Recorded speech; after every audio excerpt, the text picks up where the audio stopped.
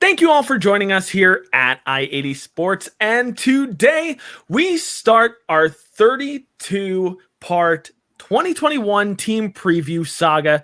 And today's team that we're featuring, the Anaheim Ducks. Thanks for joining us here at I-80 Sports.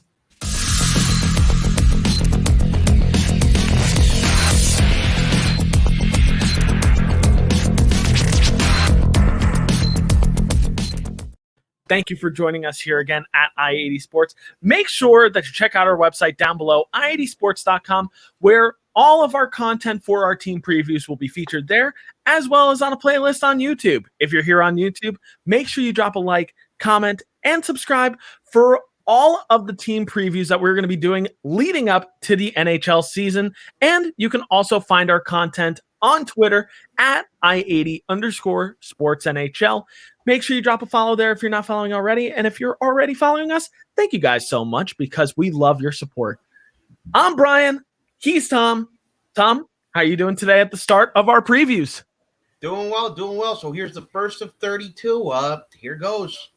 Here goes nothing. And today, as I alluded to before, we are starting off with the Anaheim Ducks. So let's get into this. So we're going to start by talking about some 2020-2021 team facts, talking about their record and other ancillary notes. So first and foremost, the Anaheim Ducks record last year in a 56-game season was 17-30-9. So that's 17 wins, 30 losses, 9 overtime losses. That was good for 8th in the Western Division, and it was also last place in the Western Division last year. Now they're back in the Pacific Division, so we'll see if that changes for them this year. Power play and penalty kill stats. So on the power play last year, they were a little bit rough.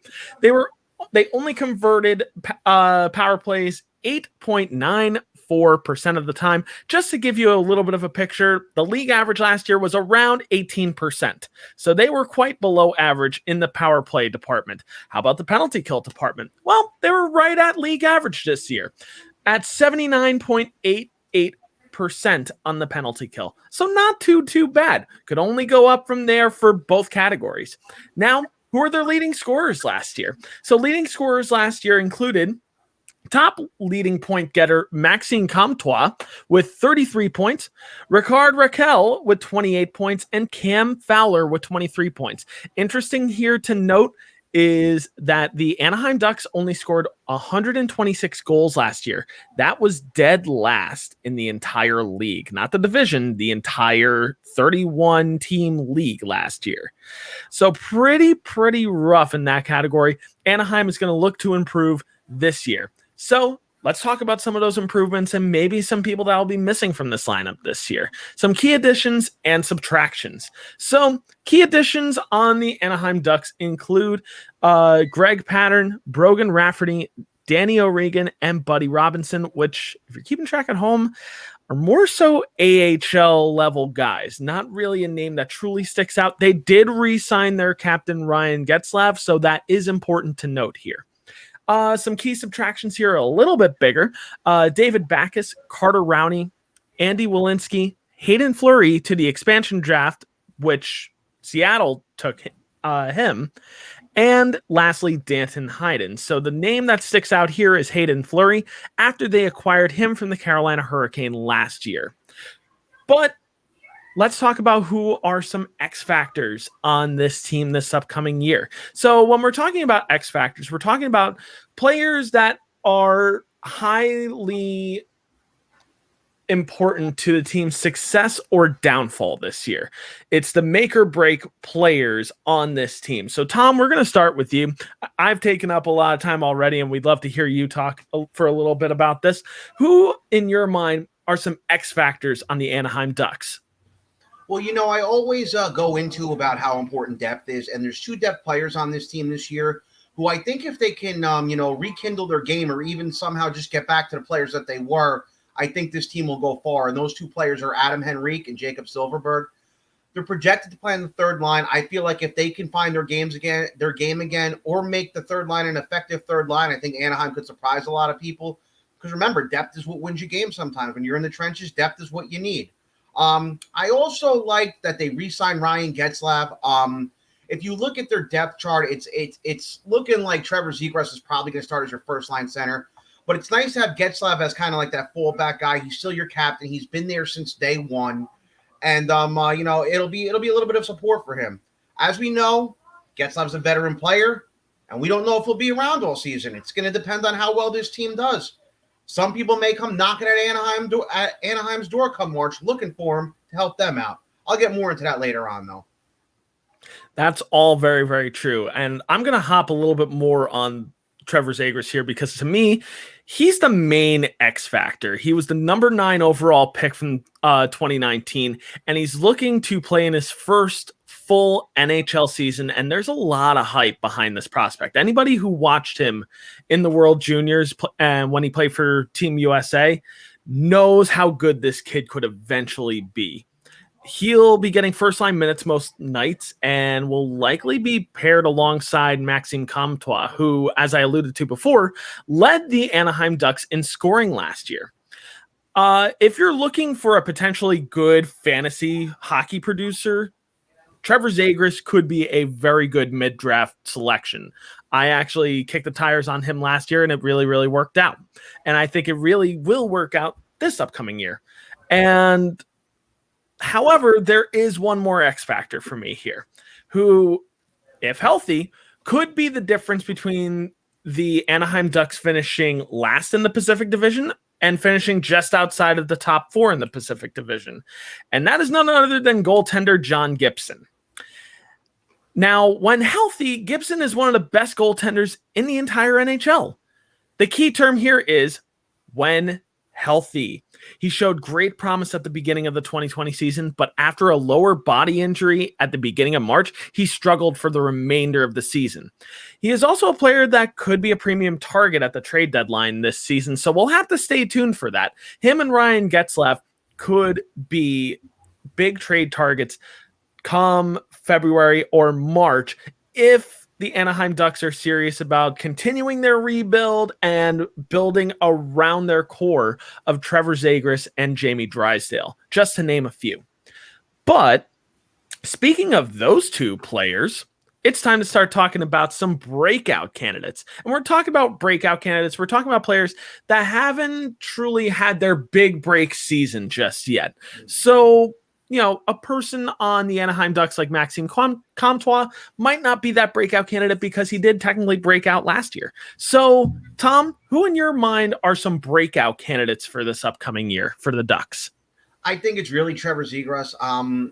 Fortunately or unfortunately, he's been given more than enough time to develop. He was in 3 straight World Junior Championships, played a little college hockey, and I just think that this is his time to really come out and really, take the bull by the horns and embrace that first line spot and, start leading this team into the future. Start leading them away from the past and away from the failures and hopefully into a bright future for this Anaheim Duck team. I really think it's him. He had a decent season last year. If you take his numbers last year and, you do the math and, divide it out over an 82-game season, he's projected to be a 45-point guy, which isn't bad. You hope that he takes a couple steps forward and, is in the 50 to 60-point range. And if that's the case, I'll consider that a breakout season for Zegras.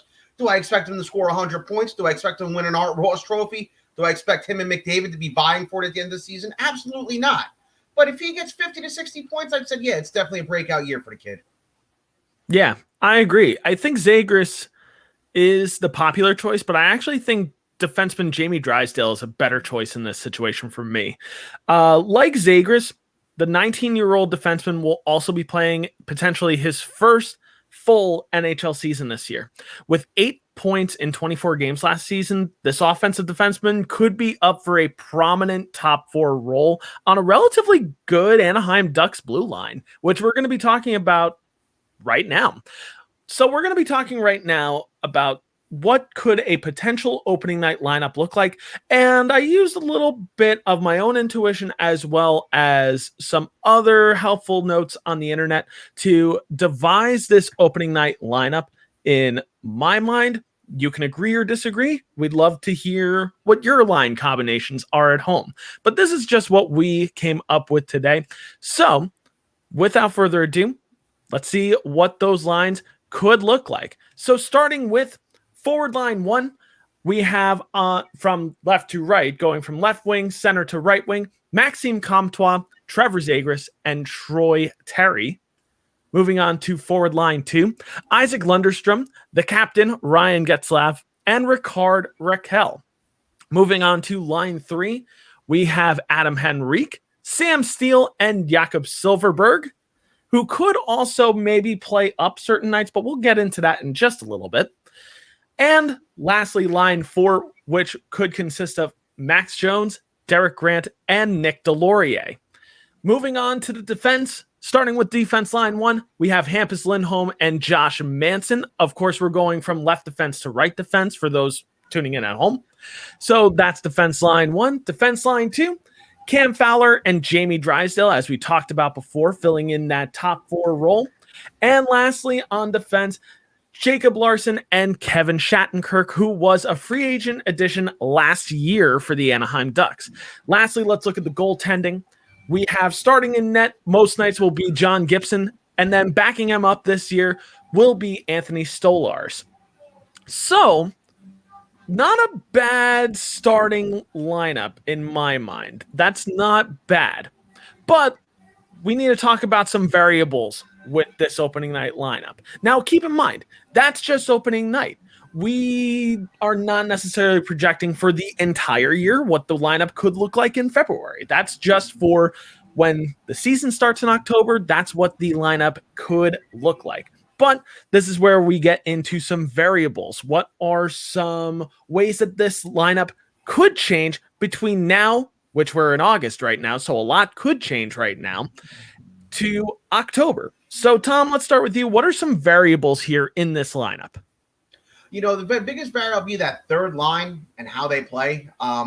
Like I said, you have 2 guys who have been in the league long enough in Henrique and Silverberg. And like I said, if they can replicate what they've done in the past, that can be one of the best third lines in the league. Or you very well could be swapping those guys to play with Getzlaf and dropping Raquel and Lundestrom down to the third line. I think that's going to be a big, big thing with Anaheim, is how those 2 guys play and how well the third line plays and where those 2 may end up. Are they going to continue to be so-called has-beens, or can they maybe rediscover their game in Anaheim where, you know, they really have nothing to lose? If it goes right, they could surprise people. If not, then, you know, you have Ryan Getzlaf on that second line. And like I said, come March, you may see a team like, for argument's sake, a team that's been talking about needing a second-line center in the worst kind of way, a team maybe like the Boston Bruins, knocking on Anaheim's door in March and saying, listen, what do you want for them? We really need them. Yeah, I think that is one thing that's not being talked about enough. Ryan Getzlaf recently did sign a 1-year deal to stay with the Anaheim Ducks, but this was also the first time that he explored free agency this past summer. So it will be interesting to see if Ryan Getzlaf is a name that is targeted at the trade deadline come March. For me, some variables here, I mean, besides John Gibson staying healthy, of course, I could conceivably see variety on the wing from night to night. There may be nights where the Ducks shuffle the wings and play Silverberg or Max Jones up into the top 6 and bump Troy Terry or Ricard Raquel down. Adam Henry could also be a bit of a Swiss Army knife, maybe playing some top 6 minutes, maybe looking at some bottom 6 minutes while also playing some power play or penalty kill time. Another big thing, depending on how good Sam Steele is at the start of the season at center, if he's playing third line minutes, I could see Sam Steele taking a bigger role in the top 6 ahead of Captain Ryan Getzlaf, which might be counterintuitive for Ryan Getzlaf's value come the trade deadline. But if Sam Steele is really kind of pushing the offensive productivity, I could conceivably see him taking on some second line minutes at center. The one thing I think will stay steady, however, is the defense. I'm intrigued to see how this defense could look if they stay healthy. And that's the key, if they stay healthy. Lastly, in relation to the defense, could one of their top prospects, Brendan Gooley, impress in camp enough to force himself into a tandem with Jacob Larson? I think that that's something that could conceivably happen, or maybe even Brendan Gooley forcing himself into the 7th defenseman role come the middle of the season, maybe even forcing himself into that top 6. It's still left to be seen. But before we wrap up the Anaheim Ducks team preview today, we have got to answer our question of the day, which our question of the day is going to be consistent for all of these videos, is where do we predict that the Anaheim Ducks will finish in the Pacific Division? So, Tom, I'm going to start with you. Where do you see the Anaheim Ducks finishing in the Pacific Division? You know something? There's a little bit of promise in this team, like I had mentioned above, with certain players and if they can find their game again. But I guess the unfortunate part about it is, despite the Pacific Division being kind of weak, I just see too many teams ahead of them right now to even put them in a playoff spot or even put them in the top 5. Right now, I'm saying anywhere from 6th to 8th. I'm going to actually be a little generous and say maybe 6th place, but I just can't see them having a better year than certain other teams in this division right now. As good or bad as they were last year. I am sorry. It's okay. I can't English sometimes too. I understand completely. For me, I really want to like this Ducks team. And on all accounts, I really like where this team is going over the next few years. However, this is not a playoff team yet. They're still about 2 years from being a steady contender in the Pacific Division. I'm going to go out and say that they're going to finish in 7th place this year in the division.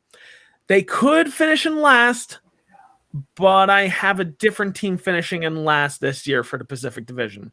But that's no knock on the Anaheim Ducks because I really like how this team is developing. I like how their prospect pool is taking shape, and it's only going to get better over the next couple years. So hopefully we won't see the Anaheim Ducks in the basement for too much longer. So for those Ducks fans out there, there is light at the end of the tunnel, and it starts with guys like Trevor Zegras and Jamie Drysdale.